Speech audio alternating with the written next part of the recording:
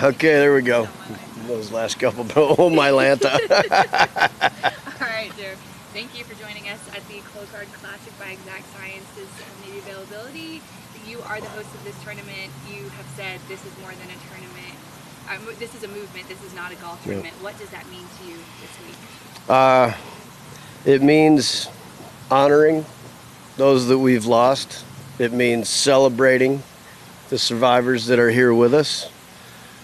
And it's spreading the word to every single person that we possibly can. We always say that first one is a drop in the pond, and I want those ripples to get wider and wider so everybody understands. Early detection of this disease, we can cure it. The later the detection, the less of a chance you have of surviving. And we got a bunch of stage 4 survivors out here who are working their butts off every single day, every single week to try and get healthy and stay healthy. And it's an inspiration, but it's also, there's 60 million Americans who are behind on their screening. And it's like, what are you waiting for? Are you afraid to find out that you do have it?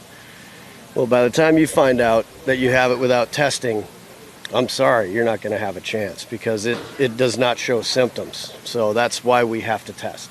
What does it mean to have the players buy into this week? Yeah. And to hear that, they've formed these relationships and they've lasted years and they're playing in honor of people and building relationships with those families. Just what does that mean to you to have that kind of support?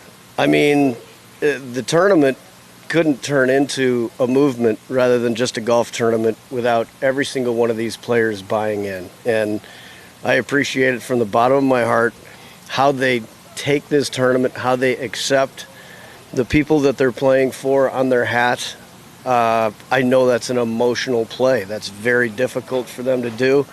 I appreciate it very much. So I've got my buddy Rob Andringa, Ringo, and Mike Mancini, and we've lost both of them, and unnecessarily. If there wasn't an arbitrary number sitting on this, which luckily has gone down to 45 from 50, but my buddy Rob would be here if it would have been 45 when he was diagnosed at 47 years old. So I'm here to keep on pushing out the word, even to, the national powers that be, the FDA, whoever, the National Cancer Society. I don't know who sets these guidelines at 45, but come on, there's too many 20-year-olds, 30-year-olds, and 40-year-olds having stage 4 colon cancer. Why wait for a number? Don't bow to the insurance companies. Don't bow to the pharmaceutical companies.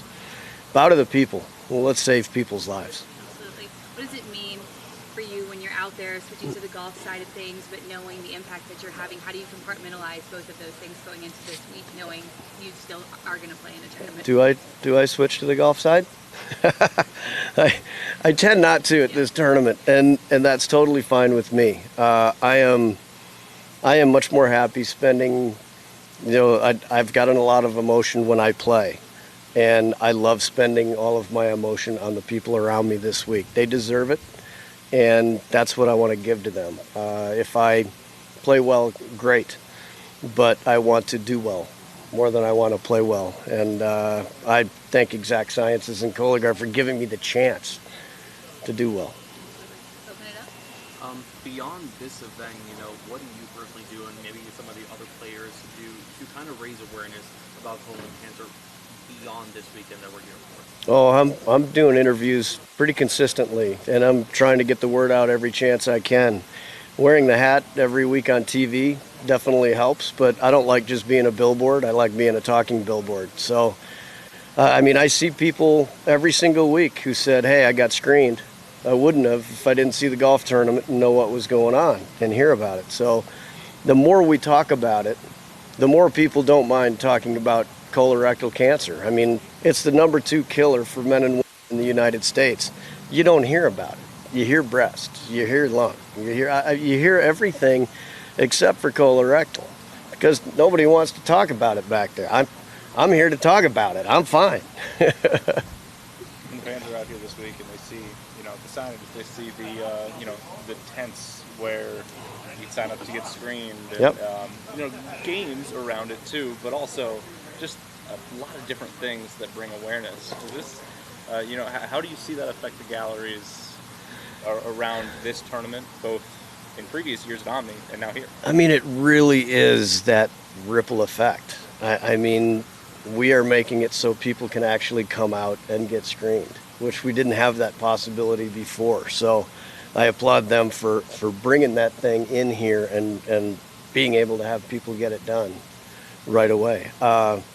This is a fantastic venue. I mean, La Paloma, the Westin, I mean, they've done a fantastic job. It's a huge property, and we can really spread out and put a huge stamp on Tucson with this place. So we're really excited to be here, and they've been great hosts. You are the host of this event. You have fans here in Southern Arizona. How nice is it to be able to come out here and play in front of these fans and really connect to a city where you've done a lot of good work as well as played a lot of good golf? I always touted Tucson, and I never missed a Tucson event. I like a little bit cowboy, so I'm a very big fan of Tucson. My brother-in-law and my coach was living in Phoenix. That's what put me to Phoenix, and it was hard for me not to actually come to Tucson instead of Phoenix. But I didn't want to drive to see him every day, so I had to go into Phoenix, and I've just loved it in Arizona. I mean, I can't believe we're getting this weather, but yeah, normally I tell everybody, just rinse and repeat. We're just going to get perfect weather day after day, and the people are great. They're fantastic, and I do like the Cowboys in Tucson. Couple more.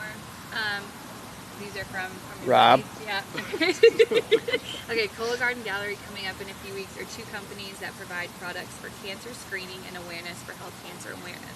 At this stage in your life, how much more aware are you of your own health, and how much appreciation do you have for companies like Colougard Gallery that are trying to help people navigate their potential health challenges after? That's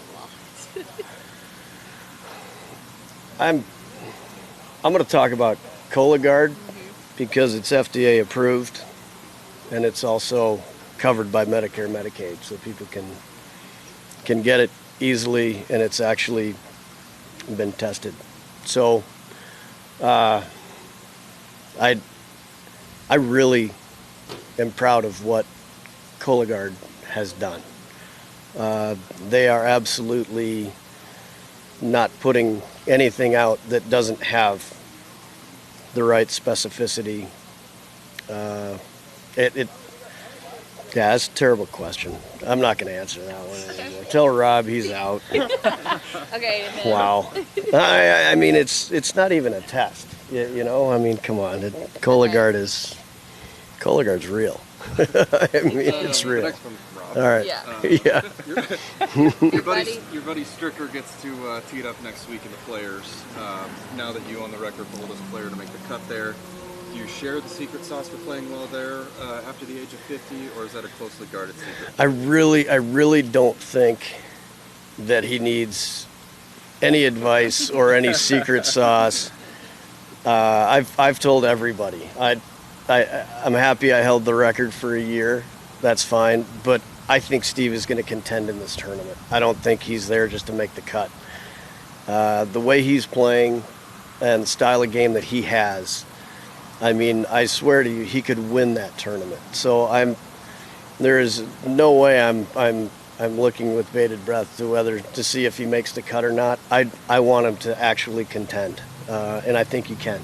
Because of every phase of his game, or there's something? No, there is no weakness there. No weakness. So, I mean, it comes down to weather and breaks sometimes, but no, he's got the game to do fantastic there. Back to Colougard. You mentioned it right there. A lot of people, you've been talking about, 40, 45, 50. How many people in your experience and in your time in their 20s have, kind of changed and say, oh crap, maybe I need to go get tested too? How often do you see that happen?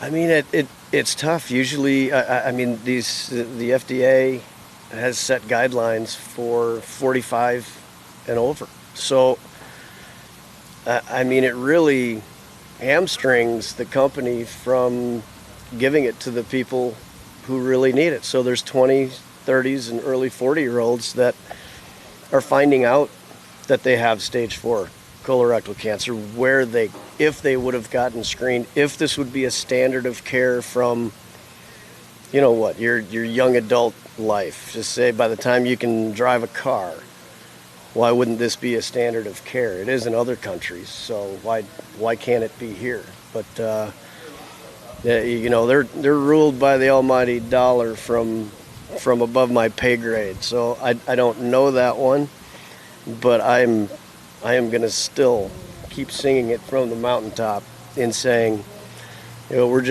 we're wasting lives because there's an arbitrary number on getting screened from a non-invasive test that is not going to put somebody, you know, possibly in a hospital like a colonoscopy could. So there's really no sense to it, but that's kind of the way it is, and you obviously have to play by the rules.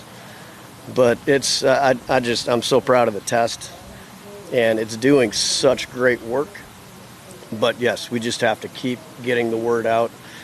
If somebody's got family history, they can find out their family history too. With Exact Sciences just put out a blood test called Riskguard, and it looks at all the gene mutations that actually are familial from your family, and those mutations lead to certain types of cancers, and they know of a whole lot of them. So it's not like they're just looking for colon cancer with this Riskguard. They're looking for a plethora of cancers, and that we can at least tell if you have the mutation.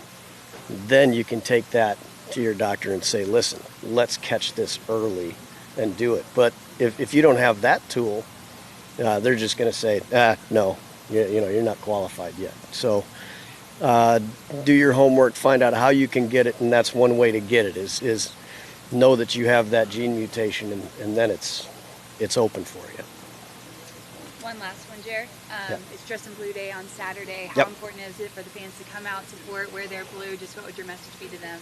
Yeah, I mean, what we like seeing is walking up 18, you know, all the Cancer Coalition, all the advocacy groups, and everybody wear blue every single day. So we have a sea of blue walking up the 18th hole on Sunday. But to have everybody show up with blue on Saturday would show those people, would show the survivors, would show the advocacy groups, would show the caregivers that you do care. And I think that's the coolest thing. I mean, you can do it for your, you know, going into a stadium for your sports team. Let's do it for these people who really deserve it. It's kind of cool. Thanks, Jared. Thanks, Jerry. You got it. Rob.